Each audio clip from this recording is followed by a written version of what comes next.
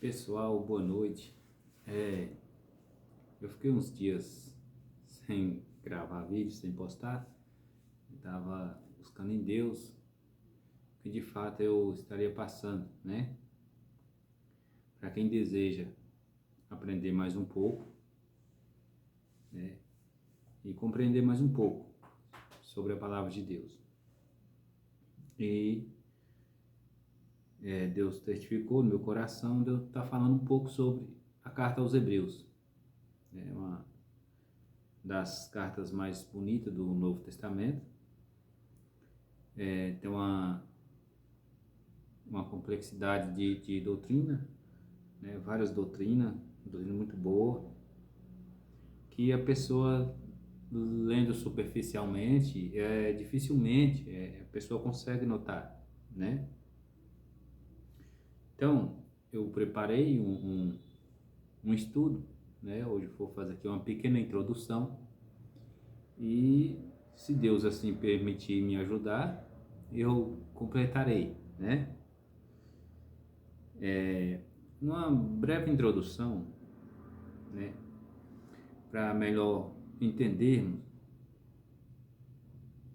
o que o Espírito Santo objetiva nos ensinar através da Epístola aos Hebreus, né, é preciso conhecer um pouco da história e da época em que ela foi escrita, né? Por exemplo, alguns aspectos, como por exemplo, quem escreveu, né, este livro, para quem foi escrito, né, por que foi escrito e quando foi escrito, né?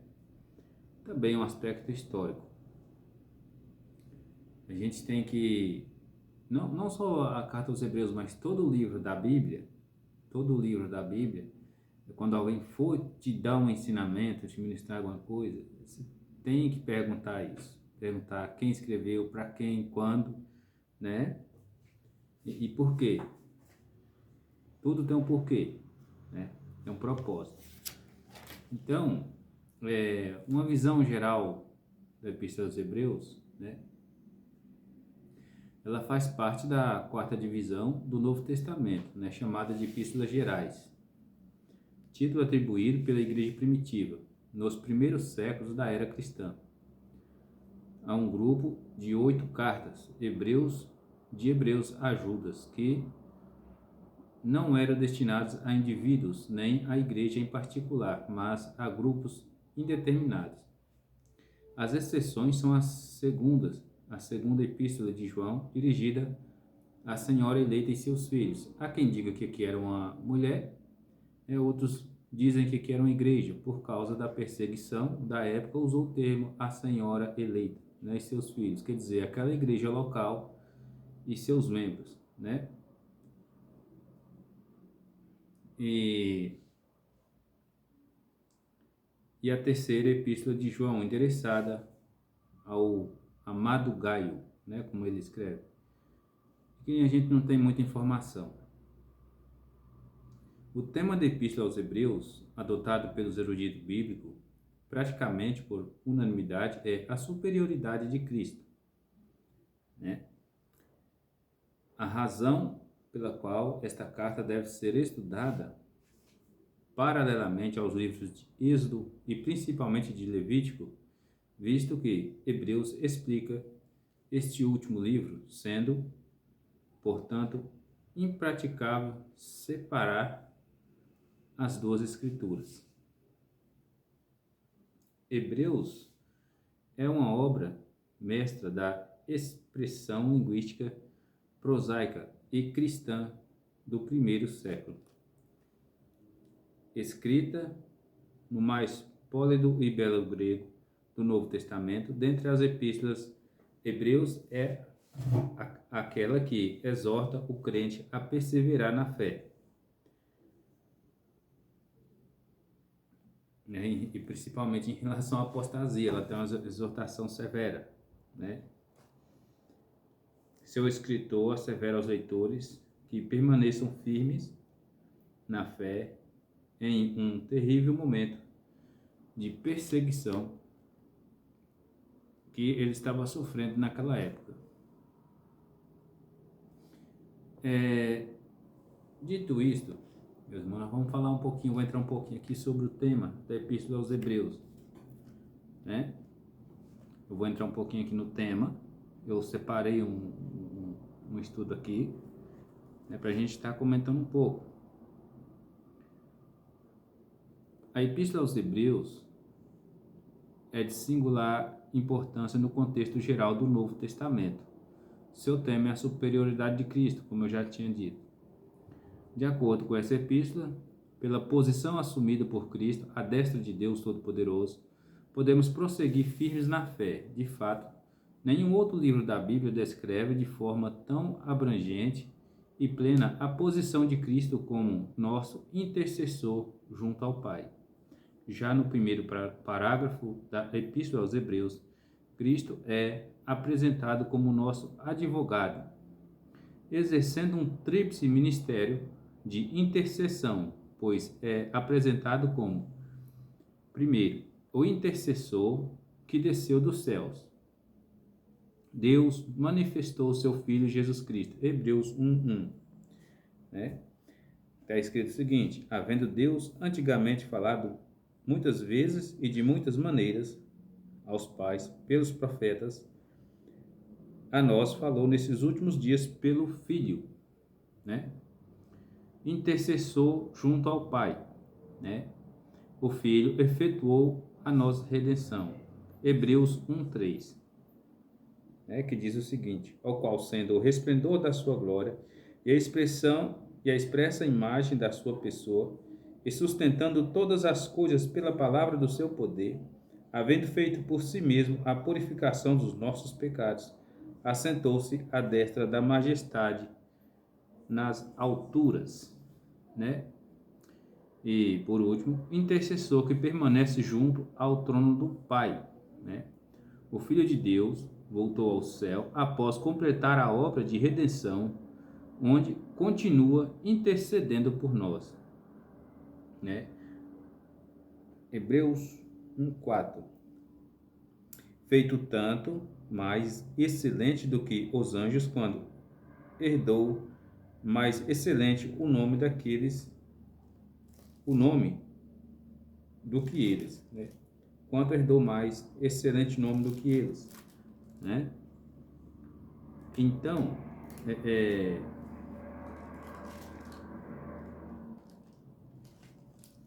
meus irmãos, a carta aos Hebreus, o tema principal dela é a superioridade de Cristo, né?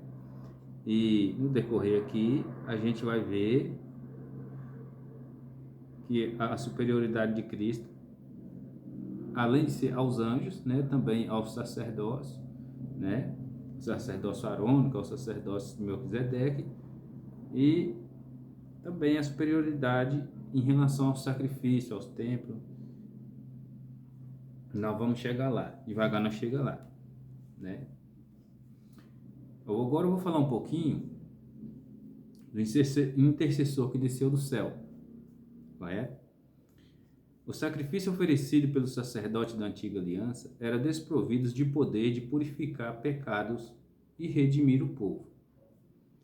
Deus os estabeleceu e os aceitou como figuras e tipos do sacrifício perfeito a ser realizado pelo seu Filho Jesus Cristo, até que este viesse e oferecesse a si mesmo, né, em nosso lugar, para nos salvar. Aí tem a referência aqui, Hebreus 10:4. Vou ver se eu acho aqui rapidinho.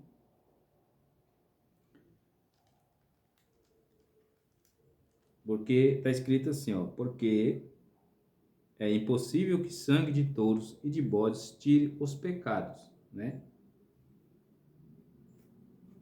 Que eu estou usando uma tradução da João Ferreira de Almeida, aquelas mais antigas.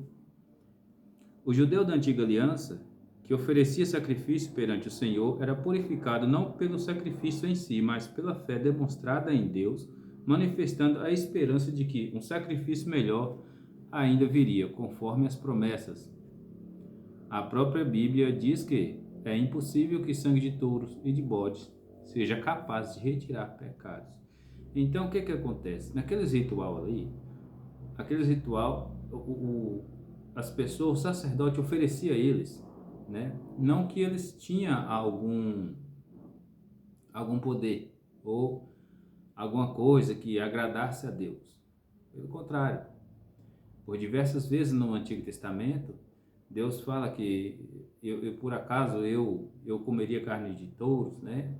Ele fala que eu estou farto dos seus sacrifícios, dos seus holocaustos. Por quê? Justamente por isso. Porque o sacrifício, né? Até hoje, o sacrifício não resolve nada. O sacrifício na antiga aliança, eles apontavam para o sacrifício de Cristo. E as pessoas que entendiam e compreendiam isso, alguns sacerdotes que compreendiam isso, faziam esse tipo de sacrifício com a fé do sacrifício que iria vir, que era o Cristo, né? O que contava para a salvação do judeu crente e temente a Deus nos dias do Antigo Testamento. Era a fé que o levava a oferecer tais sacrifícios, como eu acabei de dizer aqui. Com aquele gesto, ele demonstrava a sua esperança no cumprimento das profecias que falavam do Messias vindouro. Eu acabei de falar. Quanto a nós, hoje, recebemos a salvação crendo no Messias que já veio, né? Aí aqui eu peguei uns versículos aqui, para a gente poder dar uma lida. Fica na mesma carta de Hebreus 11, né, versículo 2, 39 e 40. Porque por ela os antigos alcançaram testemunho, né? E todos estes, tendo tido testemunho pela fé, não alcançaram a promessa, provendo Deus alguma coisa melhor a nosso respeito, para que eles, sem nós, não fossem aperfeiçoados, né?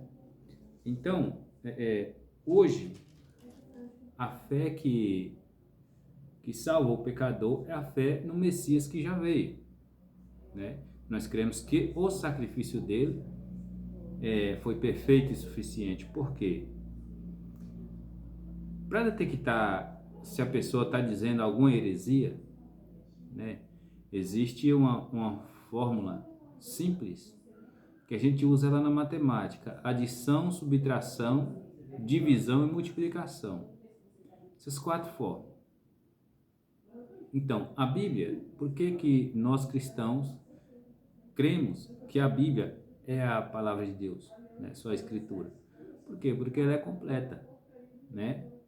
Porque quando diz aqui que antigamente o povo fazia sacrifício, crendo pela fé num Messias que ia vir, né? Que era um tipo de sacrifício, né? E eles entendiam que aquele sacrifício não tirava pecados, né? Era apenas um símbolo. Eles entendiam que esse sacrifício não tirava pecados. Hoje nós cremos, como eu acabei de ler aqui, no Messias que já veio, também num sacrifício perfeito e que somente ele é capaz de tirar os pecados, né? Como João disse, João Batista: eis o Cordeiro de Deus, aquele que tira o pecado do mundo.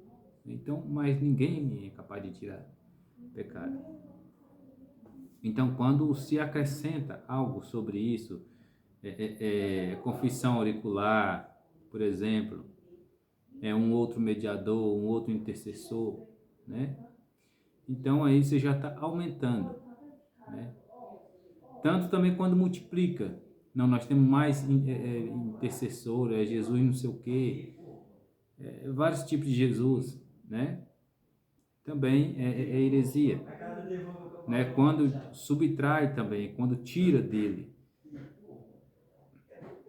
Quando você tira dele a essência, né, desse perdão, desse sacrifício, apontando para o ser humano ou para qualquer outra divindade que seja, né, é caracterizado a heresia, né? Portanto, para dar cumprimento às promessas divinas de um Redentor, feitas aos patriarcas e aos filhos de Israel, Ao chegar à plenitude dos tempos, Deus Filho, o Senhor, Deus Filho, o Senhor Jesus Cristo, encarnou, isto é, tomou forma humana e ofereceu-se como o último e perfeito sacrifício pelos pecados, né? Em Hebreus 10, nós lemos o seguinte: não há mais oferta pelos pecados. Acabou isso aí. A humanidade dessa época podia ser comparada, né? Na época que eu estava escrevendo essa carta, podia ser comparada é como se eu escrevi aqui, como se a pessoa caísse, cavasse um poço, né? Como diz lá nos, acho que é Salmo 11, se não me engano, como se a pessoa cava um poço, cai lá dentro, não tem como sair, certo? Então, aí nesse momento aparece o Cristo, né? E a gente também, né? Não só naquela época, mas hoje também. Cristo tornou-se esse homem pleno de misericórdia, desceu ao mais profundo do abismo, né, deste mundo pecaminoso, tornando-se não apenas o nosso Salvador, mas fazendo-se Ele mesmo a nossa salvação total. Cumpriu-se, assim, plenamente o que diz o profeta Isaías: o Senhor se tornou a minha salvação, né, que eu peguei outro exemplo de Isaías, uma outra referência, né, de Isaías 12:2. A parte dele não haveria escape para nós, sentenciados que estávamos ao juízo e à perdição eterna. Então, meus irmãos, aqui é o seguinte: quando o homem caiu ali, quando o Adão pecou e tal, e nós herdamos essa culpa, né, até hoje, é como se o homem caísse num poço e não conseguisse sair, né? Ele cavou um poço, caiu lá dentro e não consegue sair, certo? Esse é o mundo de pecado. Então, Jesus vem, entra com graça e misericórdia. Se você receber a palavra dele, o evangelho, com arrependimento e fé, crendo na obra da salvação somente de Jesus Cristo, né? Aí acontece a conversão verdadeira, né? Não é aquela conversão de você mudar de igrejinha, não sei o quê. Não, hoje eu sou católico, não, hoje eu sou evangélico. Não, isso não salva ninguém, nem católico, nem evangélico. Isso aí, se você não for um cristão lavado e remido no sangue do Cordeiro, não adianta nada. Você pode ser qualquer coisa. Não adianta nada, não adianta nada. É só conversa. Então, o que tem muito por aí mesmo é barulho, né? Então, Deus, eu creio que Deus, ao se fazer carne na pessoa de Jesus, né? A humilhação ali foi tão grande, essa tal dessa humilhação que ele sofreu ao fazer isso, que ele desceu aqui nesse abismo onde nós moramos, né? Na terra. E o que mais me surpreende, tem coisas que é como eu digo, se a gente lê superficialmente, a gente não entende muita coisa. Mas quando você para meditar um pouco na palavra de Deus, aí você vê a profundeza que é, ó. Veja bem, Jesus, a palavra de Deus ensina que todos pecaram, né? E que o salário do pecado é a morte. Então, por isso, todos morremos, né? Todos vamos morrer. Então, aquele que não cometeu pecado se fez pecado por nós, por Jesus. Agora, se presta atenção. Uma das coisas mais interessantes, mais incrível, né? Que eu creio, ao olhar para isso, é Jesus, Deus se fazendo carne no ventre de Maria. Aí eu não sei qual que é maior dos milagres. Ou ele não herdar a culpa do pecado de Adão, né? Porque ele foi alimentado pelo cordão umbilical de Maria, certo? Ou um Deus que não cabe no universo, diversas vezes tem escrito na palavra, que templo, que casa edificarias para mim, né? Levar o céu, meu trono, a terra, os escabelos dos meus pés, né? Aquela almofadinha que os reis colocavam os pés em cima, né? E também em Atos ali, a gente vê, acho que é Atos 7, se não me engano, por ali, ele fala o seguinte, que não habita em templo feito por mãos de homens, né? Agora você presta atenção. Um Deus que não cabe no universo, couber dentro do ventre de uma mulher. Isso foge da norma, foge dá um bug na cabeça da gente, né? São mistérios profundos, né? A gente não consegue entender somente pela fé para a gente poder compreender uma coisa dessa, né? E também o fato de que ele foi concebido de uma virgem, né? Também é um outro mistério, como João explica ali no início do Evangelho, o verbo se fez carne, ele se fez carne. Não foi um sêmen que foi colocado lá, não foi uma sementinha, não foi semente. Ele se fez, né? Agora, como que ele se fez, nós não sabemos, né? A Bíblia só diz que ele se fez. Então, a palavra, né? O verbo é a palavra lá de Gênesis 1:3, se não me engano ali, quando Deus começou a dizer haja, né? Haja luz e todas as coisas foram feitas por meio dele, por meio da palavra. Essa palavra, ela se fez carne no ventre de uma pessoa, uma palavra que não cabia no universo, né? Mais adiante a gente vai ler aqui em Hebreus que todas as coisas foram feitas por meio dele, né? A palavra que não cabia no universo, né? Que não se prende ao tempo, que é eterno. Agora ele tem que ficar preso dentro do ventre de uma mulher, né? Durante os 9 meses, provavelmente, né? Deve ter sido. Quando nasceu, preso em forma de homem, né? E agora ele está sujeito ao tempo. Ele está sujeito ao tempo.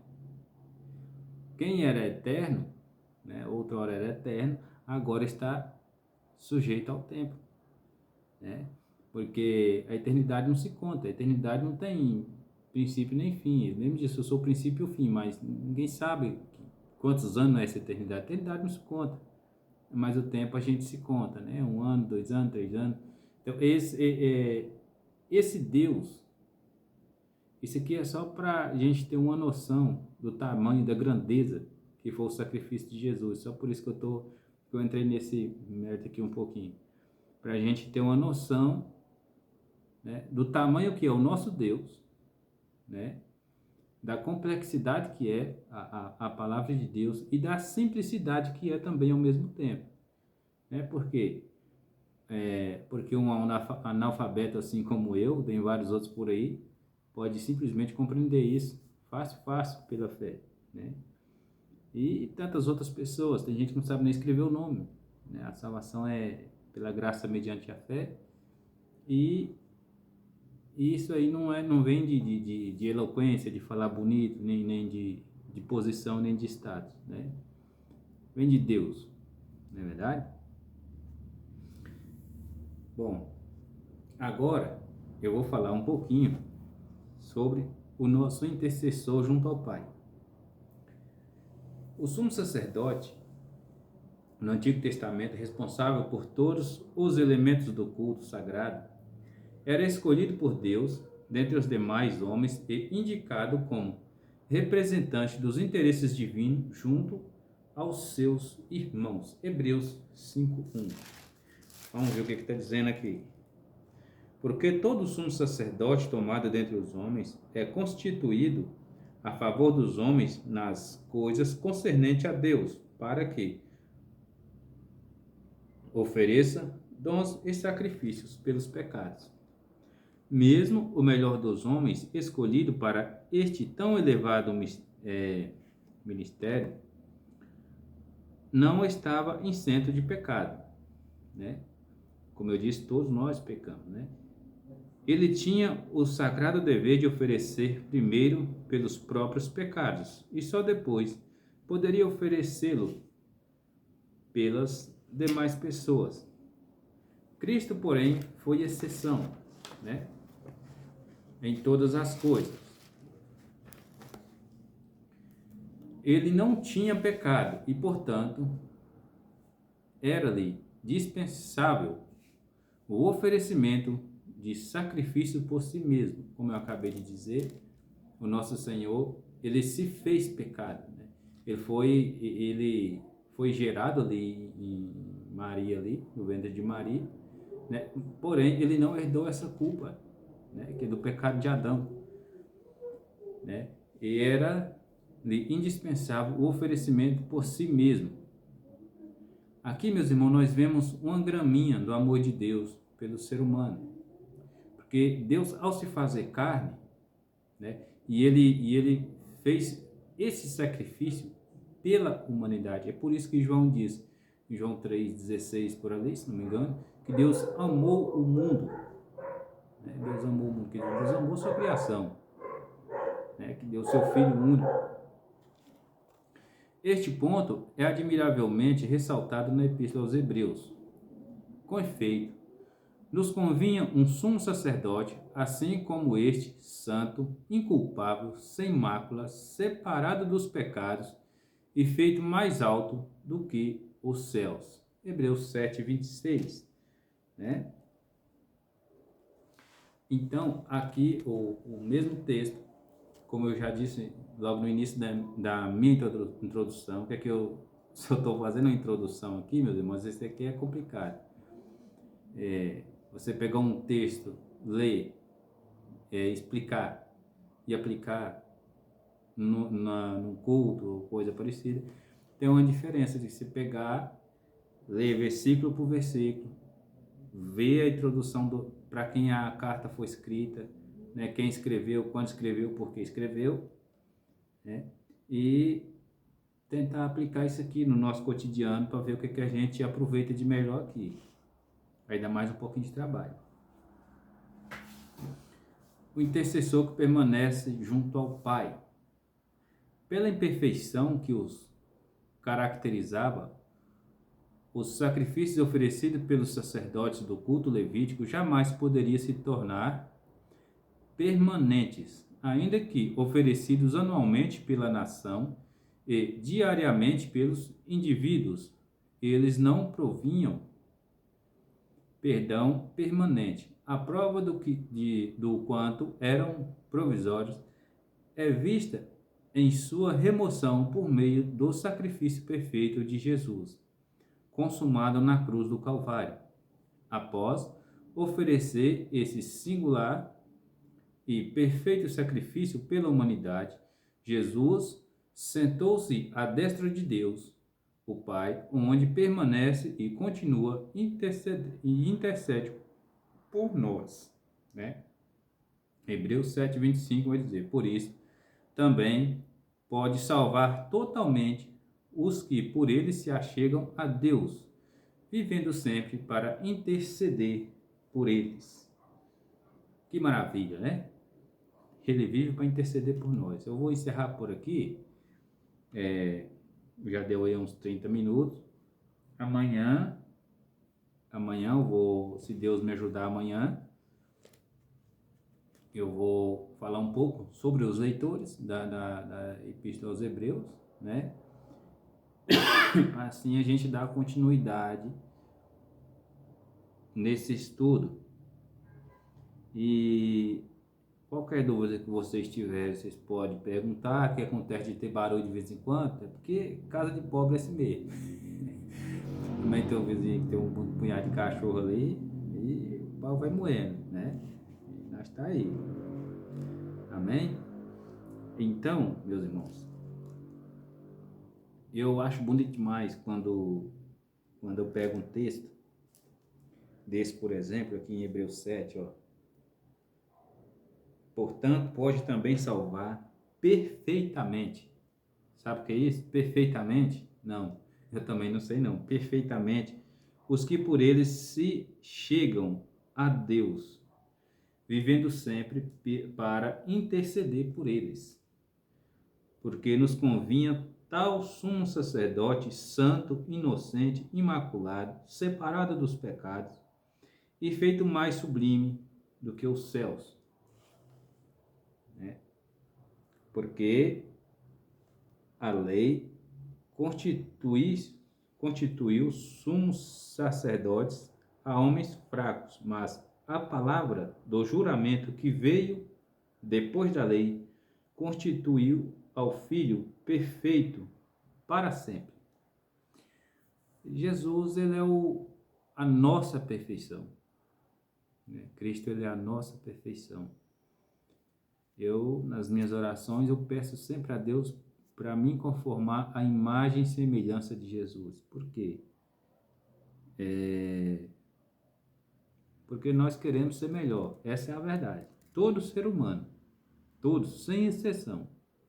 O egoísmo no coração do ser humano, né, leva a ele pensar, leva a ele ter essa petulância de pensar que, de tal forma, ele é um pouco melhor do que Jesus.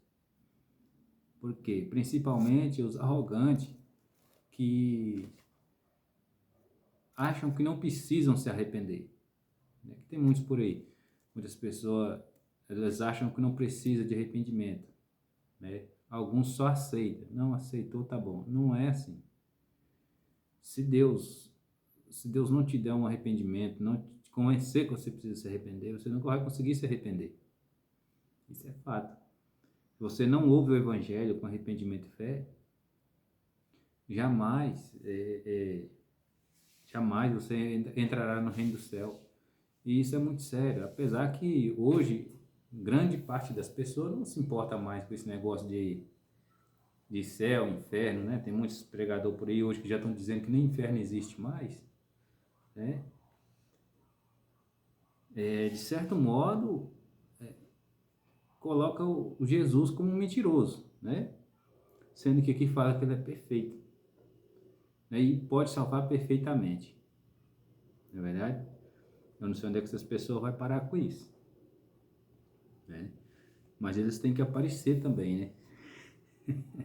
Eles têm que aparecer na área aí, porque senão aqueles que falam a verdade, né? Eles ficam calados direto, sempre. Na verdade, é porque é difícil mesmo falar sobre a verdadeira palavra de Deus com a motivação certa. É difícil. Não é fácil. Porque à primeira vista, quando a pessoa vê, quando o outro vê alguém falando, né, hoje principalmente no meio desse meio que se diz cristão, as pessoas já ficam com o pé atrás por causa de muitos falsos testemunhos que andam por aí. Não é verdade? Mas eu peço a Deus que me ajude e ajude cada um de vocês aí que ouvir esses áudios sobre esses vídeos, sobre a Epístola aos Hebreus, e que a gente possa entender e compreender mais um pouco sobre o verdadeiro sacrifício de Jesus e sobre a sua excelência, né? Sobre a sua excelência dele, que é o nosso Senhor. Amém? Eu vou ficando por aqui e que Deus abençoe a cada um de vocês, em nome de Jesus.